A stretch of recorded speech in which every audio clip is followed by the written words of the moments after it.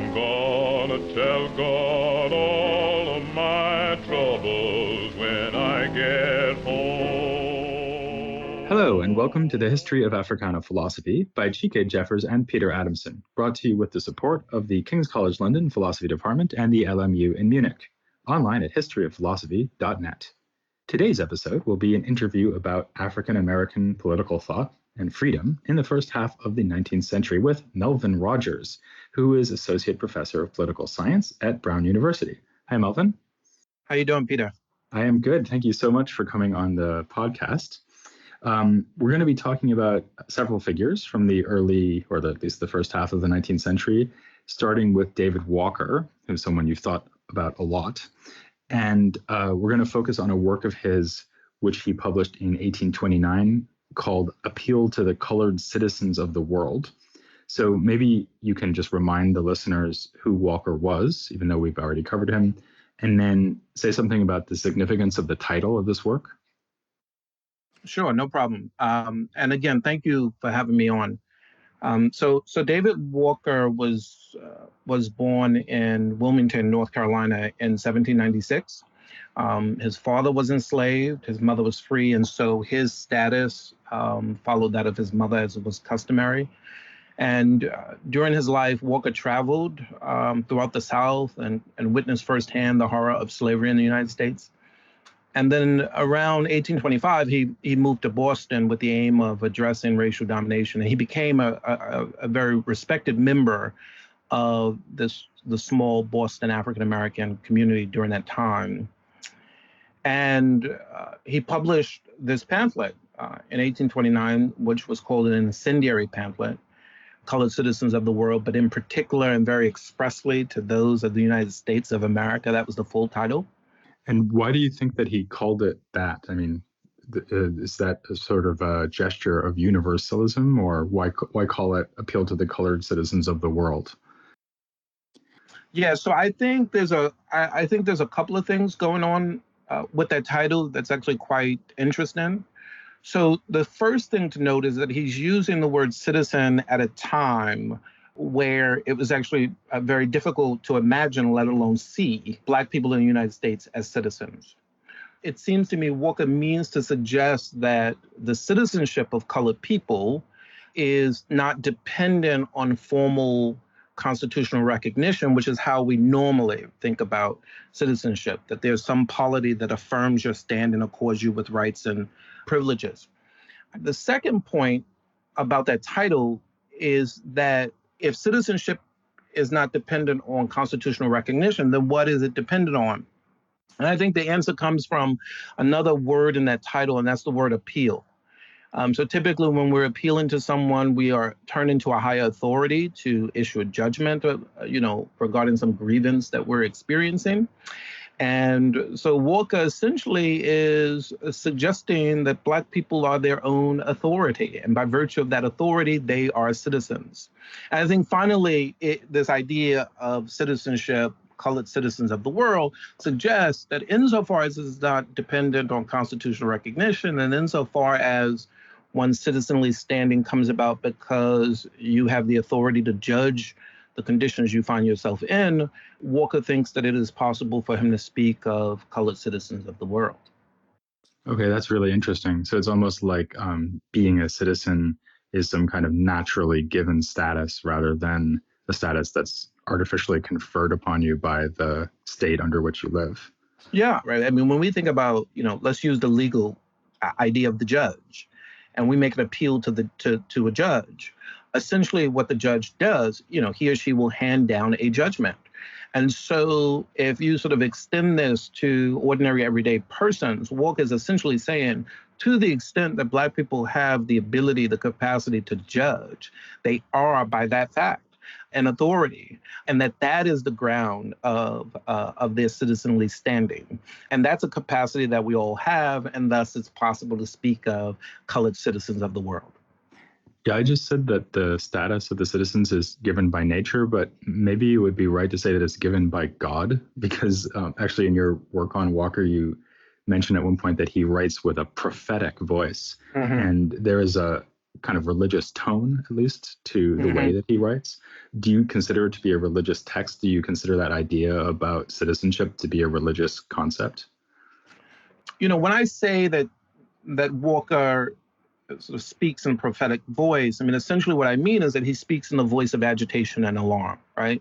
And that the prophetic voice is always the voice that is seeking to force us back on the righteous path that God has laid for us, right? I mean, that's sort of how the language of the prophetic is typically used. So I would say that the text is religious, but in a particular way. And that is to say, Walker sees God as a central partner in the freedom of human beings, but only insofar as God has endowed us with a capacity for freedom that we must decide to realize. So God is very much central to Walker's conception of freedom. He's very much central to sort of how he thinks about humanity, precisely because God is responsible for planting the capacity for freedom's realization in us and making the thirst for freedom central to who we are. But this specific rendering, I think, of God means that our nature as free creatures, I mean, it's not really self-executing, right? Black folks, human beings, have to do something. They have to engage in a kind of performance to fully actualize their freedom. Right. So this brings up another thing that you've talked about in your work on Walker, which is that he has what you call a normative view of humanity. In other words, that humanity is a kind of target that you're trying to reach, or a goal you're trying to reach. So just as you might be more or less free, you might be more or less human, right? And those two things come together. And one thing that I thought was really interesting that you mentioned about his views is that for him, the slave master, the tyrant who's oppressing the slave, is also failing to live up to the standard of full humanity. So just as the slave is having their full humanity withheld from them, the slave master is also failing, in that case voluntarily, to live a fully human life. So, no, I think all of that is correct. I mean, Walker's view is normative insofar as it is grounded in a view of how God created us and what entailments by the fact of that creation should follow. And so in particular, Walker argues that God, as I said before, planted in us, and this is his words, a spirit and feeling of freedom. And he thinks, that is to say, Walker thinks that this is really the sort of hallmark of our humanity. And so if you remove the description of us as free from your account of humanity, now look, you may well have servile creatures, but on Walker's view, you won't have what we properly recognize as human beings. And this description of our freedom also turns out, I think, on Walker's view, to be the basis of our equality. That we are free by virtue of being created by God is also the source of what makes us equal. Now, if that's the background view that you're working with, and if you're armed with this view, Walker thinks the tyrant stands in violation, not only because he or she denies in others what they rightfully recognize in themselves, but also because they presume a superiority denied to them by virtue of how they are created. So the tyrant, sort of in the practice of tyrannizing over other people, the tyrant essentially fails to live what we might call a kind of anti-slavery life, on Walker's view, which is otherwise the hallmark of being a free human being. So that takes care of the tyrant on his view. But the enslaved person, he thinks, is also failing to live an anti-slavery life because the enslaved person fails to honor really what freedom demands under conditions of domination, namely that you take responsibility for your life and you fight to resist those that would deny your freedom. Right. And this all is not just like a straightforward appeal to God's law, like you're violating some kind of strictures that have been laid down in the Old or the New Testament. And it really goes through this substantive idea of what it is to be human. And the thought here is that what it is to be human is to be free and not to take freedom away from other people. Yeah, I think that's right. I mean, the other thing about Walker's argument is that it is really sort of dependent on us embracing this particular picture of the world. I mean, he says at one point in his pamphlet that, look, he's laid out his argument, and if you're unmoved by it, he will have nonetheless done his duty to God and to himself and to his people. Like, he's very clear about that. So what Walker is really trying to get his audience to do is to sort of adopt a certain kind of view of themselves. And once this view is sort of taken on, this is sort of the normative picture, then there are a series of entailments that follow from them by virtue of this picture. This is really why Walker is so insistent that Black Americans not accept the picture of themselves that is currently in circulation, namely that they're only meant for slavery, that they're only meant to be dominated. Another thing that's striking about what you've just been describing is that it actually sounds a lot like the Republican ideals that animate a lot of other early American political thought. So if you think about someone like Thomas Jefferson, someone who Walker spends a lot of time criticizing, you also have this link between republicanism, living a fully human life, freedom, and so on. So, I mean, would it be right to say that Walker is just kind of transposing this tradition of American Republican political theory to think about slavery?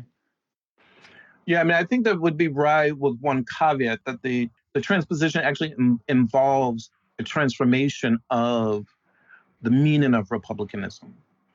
So if we sort of back up for a moment, if we think about the tradition of republicanism, it's a rich and long tradition, and it has Greek and Roman roots. But at bottom, I think there are sort of two primary features of this tradition that's worth mentioning before saying a word about Jefferson and Walker. So the first element of this tradition, I think, places an emphasis on the importance of character and civic virtue. Questions such as who are we as a political community and who ought we to be as a political community are thought to be questions with which a Republican polity must grapple. And the reason is because the sort of vitality and the stability and really the longevity of the polity is thought to depend on proper behavior of citizens, the sort of proper orientation of the citizenry. And that orientation, and your audience may recognize this, that orientation must be able to place the needs of the community over one's own private needs, and to see really in the elevation and security of the common good one's own flourishing. And so character becomes quite important, and it becomes the foundation from which good laws and good institutions follow. I think the second strand of this is just simply a story or Republicanism's notion of freedom. On a Republican understanding of freedom, you're free just to the extent you're not at the arbitrary mercy of another. And for Republicans, this is you're not a slave, right? You're not, by that fact, being dominated. And so what I think is important about this second strand of Republicanism is that the way you sort of secure freedom is by having a kind of constitutional order that can constrain those that would engage in arbitrary power, and by making sure that that institutional structure has spaces for people to contest when they think people are in positions to use power illegitimately. So those two strands, I think, are the two strands that someone like Jefferson and Walker interact with.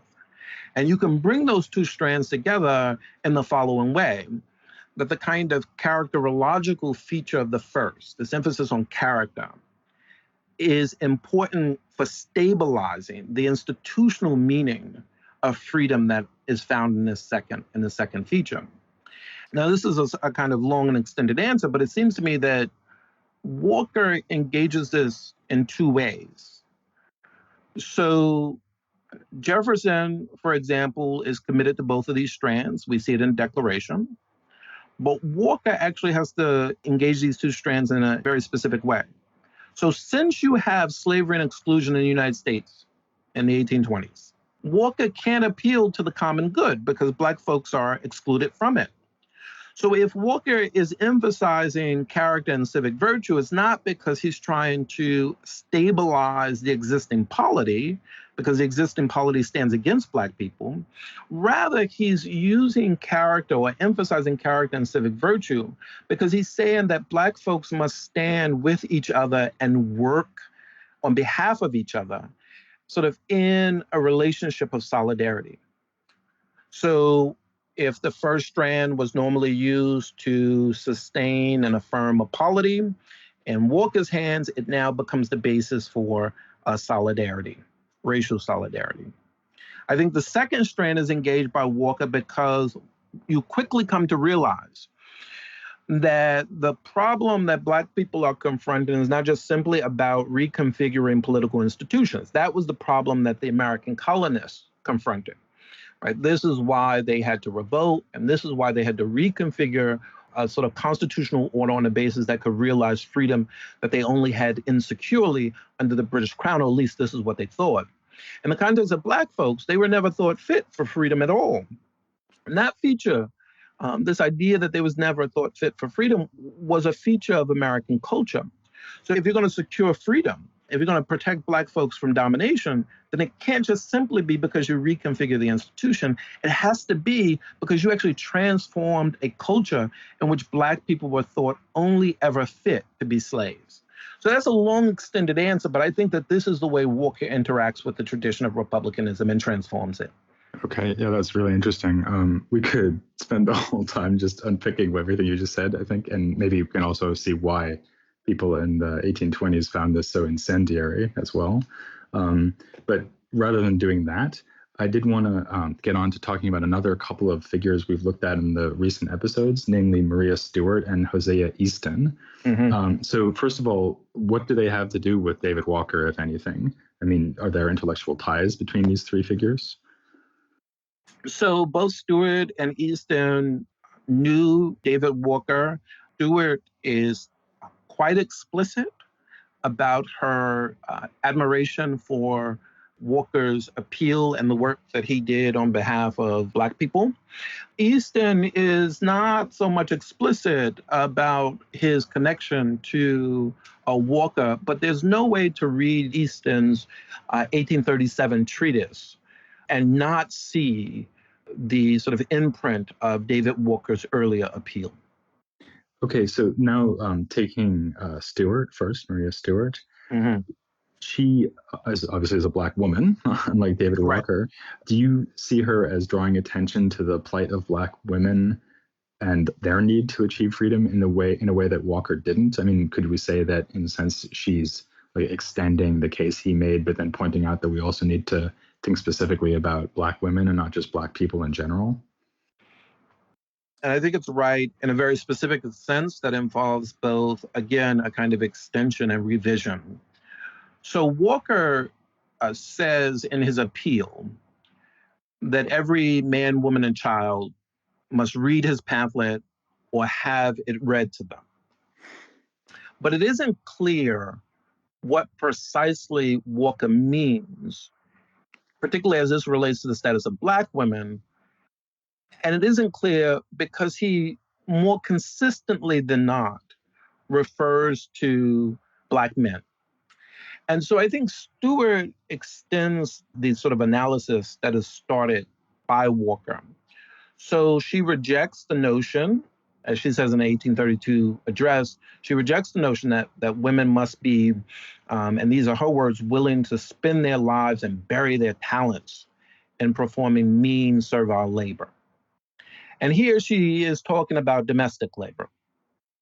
She is not objecting, for instance, to the labor that women do, even if often confined to the household. Rather, her criticism is directed to the fact that the labor, women, in particular Black women, that the labor of Black women is subjected to the arbitrary rule of men, not just simply their Black male counterparts, but of course their white male counterparts as well.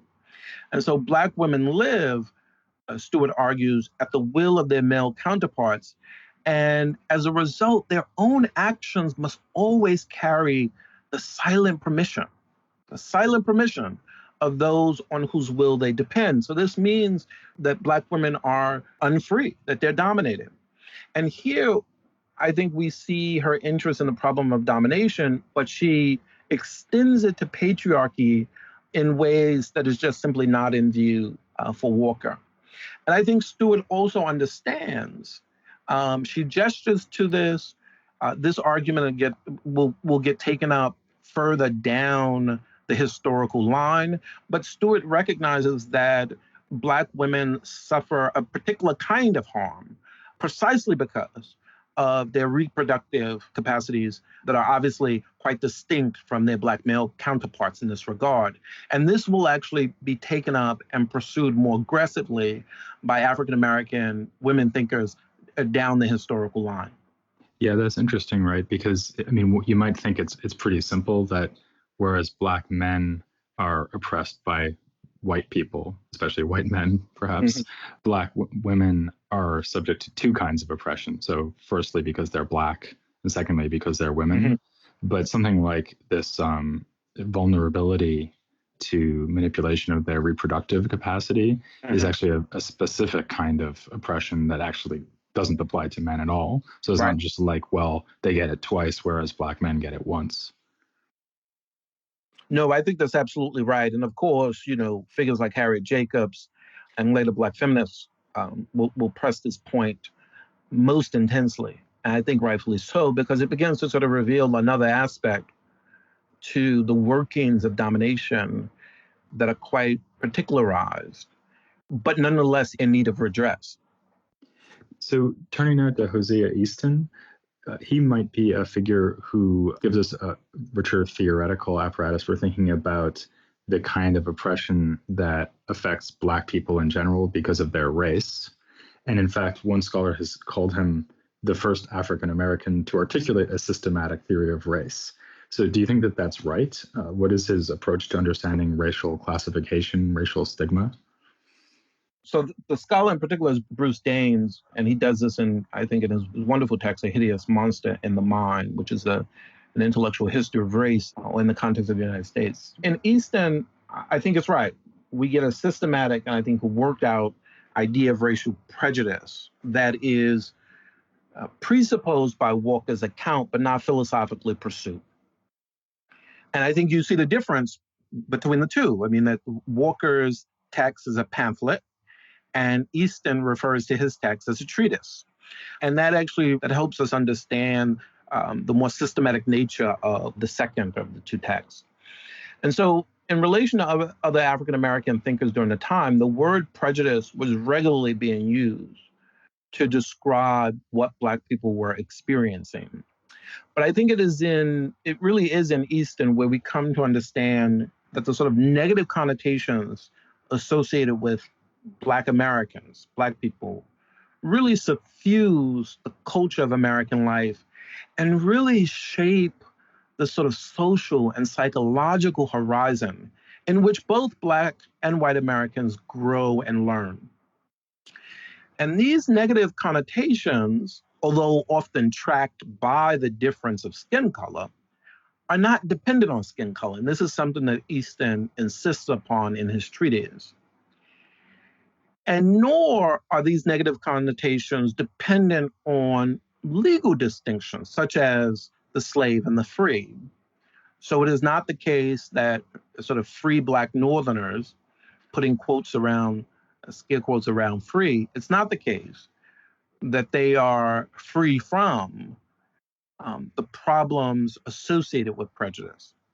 So Easton is very insistent on getting his audience to understand that these negative connotations, that they can follow and he puts it this way, he says they can follow its victims in every avenue of life.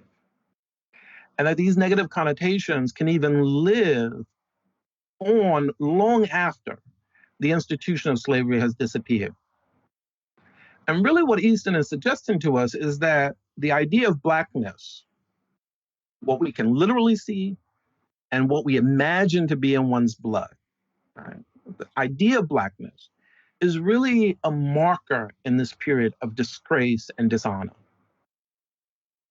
And it's a mark of disgrace and dishonor that nonetheless and significantly shapes kind of social and epistemic context that we readily rely on, or that those in the 19th century readily relied on to make judgments about Black people.